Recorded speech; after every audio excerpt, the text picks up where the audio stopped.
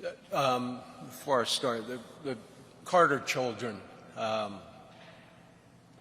wife and I were sitting several rows behind you, and we were praying for you, and I was humbly reminded that it was 18 years ago, almost to the day, that our family sat in that very row and supporting my mom. And it was your dad and his great faith that supported my mom and gave her hope that week. He traveled with us for several days, and we were blessed. So thank you. God did a good thing when he made your dad. Jack, Chip, Jeff, Amy, Mr. President, Madam Vice President, former presidents, first ladies, members of the House of Representatives and the Senate, justices of the Supreme Court, distinguished guests, ladies and gentlemen. In the twilight of my dad's life, Dad and President Carter spoke by phone, and Dad asked President Carter if he would do a eulogy at Dad's funeral. President Carter graciously agreed, and then he also asked if Dad would deliver a eulogy at President Carter's funeral. Now, Dad was thrilled to agree.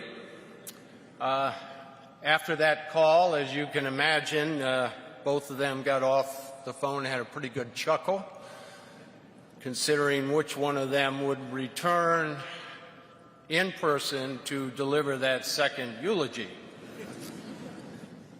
As you know, Dad died in 2006, and President Carter's eulogy continues to bring comfort, smile, laughter, joy, pride to our family. And thus, on behalf of my dad, it's an honor to share Dad's eulogy to his old friend. I can just see my dad getting his yellow legal pad out with his pen and writing this for his beloved friend. By fate of a brief season, Jimmy Carter and I were rivals. But for the many wonderful years that followed, friendship bonded us as no two presidents since John Adams and Thomas Jefferson. It is said that President Adams' last words were, "Thomas Jefferson still survives." Now, since Jimmy has a good decade on me, I'm hedging my bets by entrusting my remembrances of Jimmy to my son, Steve. According to a map, it's a long way between Grand Rapids, Michigan, and Plains, Georgia. But distances have a way of vanishing when measured in values rather than miles. And it was because of our shared values that Jimmy and I respected each other as adversaries, even before we cherished one another as dear friends. Now, this is not to say that Jimmy never got under my skin, but has there ever been a group of politicians that didn't do that to one another? During our 1976 contest, Jimmy knew my political vulnerabilities, and he successfully pointed them out. Now, I didn't like it, but little could I know that the outcome of that 1976 election would bring about one of my deepest and most enduring friendships. In the summer of 1981, the two of us found ourselves together again, this time aboard Air Force One, bound for the funeral of the great peacemaker Anwar Sadat. There's an old line to the effect that two presidents in a room is one too many. Frankly, I wondered how awkward that long flight might be to Cairo, and it was a long flight, but the return trip was not nearly long enough, for it was somewhere over the Atlantic that Jimmy and I forged a friendship that transcends politics. We immediately decided to exercise one of the privileges of a former president, forgetting that either one of us had ever said any harsh words about the other one in the heat of battle. Then we got on to much more enjoyable subjects, discussing our families, our faith, and sharing our experiences in discovering that there is indeed life after the White House. We commiserated over the high cost of building presidential libraries and the even more regrettable fact that most of that fundraising for these otherwise admirable institutions fell to us personally. On the spot, we agreed to participate in programs at each other's library, beginning with a series of conferences on arms control. And if that wasn't newsworthy enough, we told reporters on the plane that a lasting Middle East peace would require the United States to make tough decisions, like confronting the Palestinian issue directly, thereby building on the work to which President Sadat had literally given his life. It was the first time, but by no means the last time, that our unlikely partnership ruffled feathers in the Washington establishment. Now, honesty and truth-telling were synonymous with the name Jimmy Carter.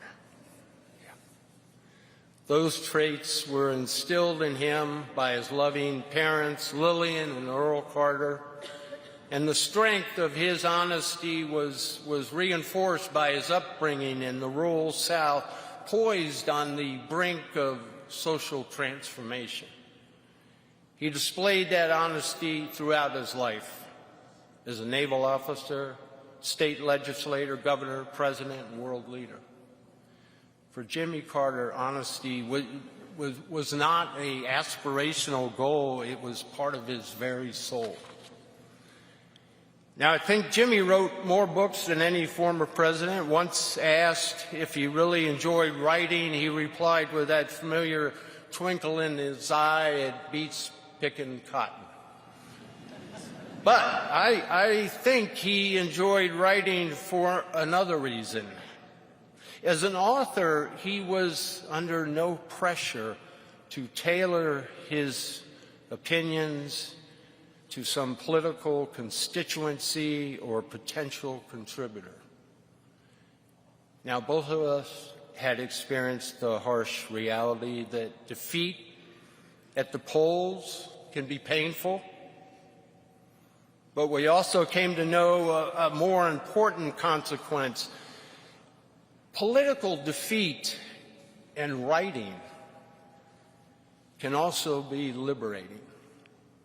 If it frees you to discuss topics that aren't necessarily consistent with short-term political popularity. Now, Jimmy learned early on that it was not enough merely to bear witness in a pew on a Sunday morning. Inspired by his faith, he pursued brotherhood across boundaries of nationhood, across boundaries of tradition, across boundaries of caste. In America's urban neighborhoods and in rural villages around the world, he reminded us that Christ had been a carpenter. And in third world villages, he successfully campaigned not for votes, but for the eradication of diseases that shame the developed world as they ravage the undeveloped one. Now, of course, not all of Jimmy's time was spent building houses, eradicating disease, brokering ceasefires, monitoring elections. While Jimmy is probably the only former president to conduct a weekly Bible class, I know for certain he is the only former president to perform a duet of On the Road Again with Willie Nelson. Georgia wasn't just on Jimmy's mind, it was in his blood. However far he traveled, he never forgot where he came home to, or where now, in the end, he would finally come home to.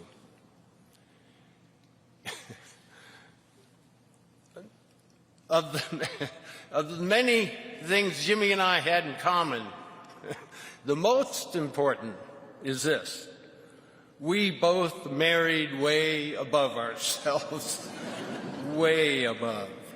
With Jimmy, every step of the way was his first lady from Plains. In a life rich with blessings, none was greater for Jimmy than the love he shared with Rosalind and the love the two of them shared with their children, grandchildren, great-grandchildren.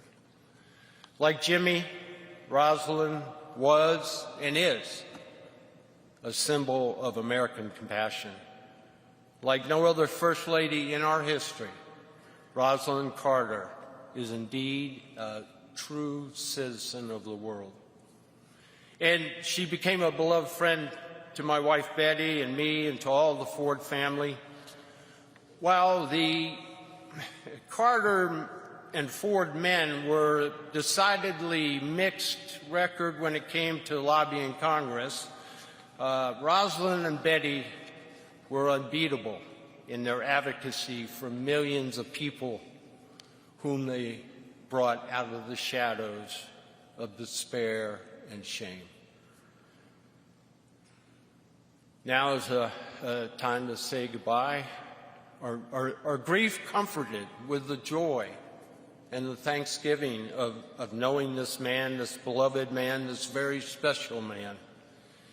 He was given the gift of years, and the American people and the people of the world will be forever blessed by his decades of good works. Jimmy Carter's legacy of peace and compassion will remain unique as it is timeless. The entire Ford family, we extend our love to you, and we add our prayers to the prayers of tens of millions of people around the world. May God bless and watch over this good man. May he grant peace to the Carter family as they say goodbye to a man whose life was lived to the fullest, with the faith demonstrated in countless good works, with a mission richly fulfilled, and a soul rewarded with everlasting life. As for myself, Jimmy, I'm looking forward to our reunion. We have much to catch up on. Thank you, Mr. President. Welcome home, old friend.